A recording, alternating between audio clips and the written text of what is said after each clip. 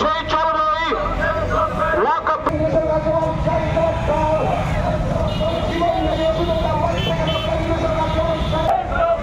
CPIM দিচ্ছে না, ইনকিলাব জিন্দাবাদ। বৃদ্ধি হচ্ছে কেন? কেন্দ্রীয় সরকার জবাব চাই, জবাব দাও। ইনকিলাব জিন্দাবাদ, ইনকিলাব জিন্দাবাদ হবে, ইনকিলাব জিন্দাবাদ।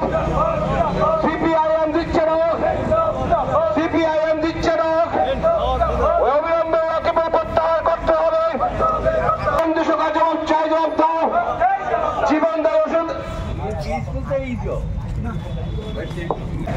সিপিআইএম এর আন্দোলন দেশ জুড়ে চলছেই চলবেই। ইনকিলাব জিন্দাবাদ, অবিলম্বে রান্নার গ্যাসের দাম বৃদ্ধি প্রত্যাহার করতে হবে। আমাদের ভারতের কমিউনিস্ট পার্টি মার্ক্সবাদী উদ্যোগে রাজ্য জুড়েই কর্মসূচি এখন চলছে। আমাদের পার্টি সিপিআইএম ডুকলি মহকুমা কমিটির উদ্যোগে আজকে আমরা এখান থেকে মিছিলটা শুরু করব এবং নাগের জলাতে গিয়ে আমাদের মিছিল শেষ করব। আমাদের মূল যে দাবি সেটা হচ্ছে নয়া যে ওয়াকফ আইন করেছে কেন্দ্রের সরকার, গায়ের জোরেই বলা যায় এটা তারা করেছে, চাপিয়ে দেওয়ার মতো সাম্প্রদায়িক একটা ভেদাভেদ দেশে সৃষ্টি করার জন্য এই আইন তৈরি করা হয়েছে। কাজে আমাদের দাবি হচ্ছে, যেটা গোটা দেশ জুড়ে আজকে আওয়াজ উঠেছে, যে অবিলম্বে এই আইন প্রত্যাহার করতে হবে। এটা হচ্ছে আমাদের এক নম্বর দাবি। তারপর আমাদের দাবি হচ্ছে এই যে রান্নার গ্যাসে হঠাৎ করে অস্বাভাবিক মূল্যবৃদ্ধি 50 টাকা 1 লাখ পেশেন্ট বাড়িয়ে দিল। এমনিতে মানুষ নাজেহাল, প্রতিটি জিনিসপত্রের দাম বাড়ছে, বেকারদের কর্মসংস্থান নেই, রেগার কাজ থেকে আরম্ভ করে শহরে টুয়েপের কাজ এগুলি কমিয়ে দেওয়া হয়েছে। জিনিসপত্রের দাম বাড়ছে, মানুষের কর্মসংস্থানের সুযোগ কমে যাচ্ছে, রোজগার কমে যাচ্ছে, আয় কমে যাচ্ছে। তার উপর বলা যায় একেবারে মরার উপর খাড়া ঘায়ের মতো এই রান্নার গ্যাসের মূল্য আবার 1050 টাকা বাড়িয়ে দিল। কাজে এটাও মানুষের উপর একটা বিরাট আর্থিক বোঝা, বিশেষ করে যারা সাধারণ মানুষ, গরিব মানুষ, তাদের উপর বিরাট একটা আর্থিক বোঝা।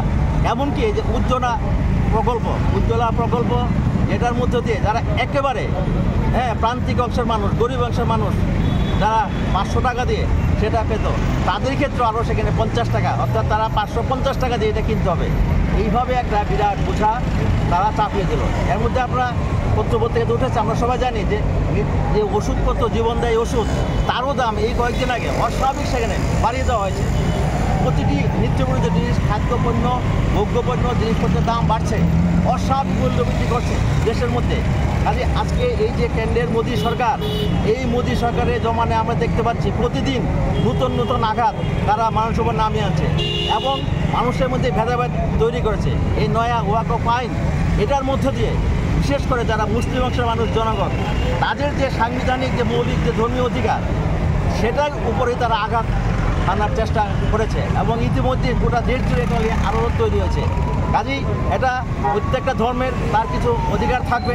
কাজেই এই যে ওয়াকফ আইন আমরা বলি, যেটা ছিল, এটার মধ্য দিয়ে তারা যে একটা ধর্মীয়ভাবে তাদের যে নিয়ম কানুন বা ওয়াকফ পরিষদ ইত্যাদি তৈরি করা, কারণ ওয়াকফ যে কথাটা, এটা অর্থই হচ্ছে যারা সেই ধর্মে বিশ্বাস করে, যারা বিশেষ করে মুসলিম অংশের মানুষ, তাদের যে ধর্মীয় নিয়মকানুন, তারা সম্পত্তি সেখানে দান করতে পারে, বা কেউ সেখানে হয়তো একটা মসজিদ সেখানে তৈরি করেছে, তাদের কোনো কিছু সেখানে তৈরি করেছে, এটা চলে আসছে, এটাই নিয়ম।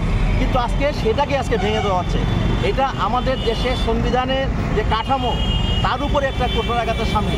কাজে এর বিরুদ্ধে গোটা দেশের গণতান্ত্রিক ধর্মনিরপেক্ষ মানুষ যেমন সোচ্চার, তারা প্রতিবাদ করছে।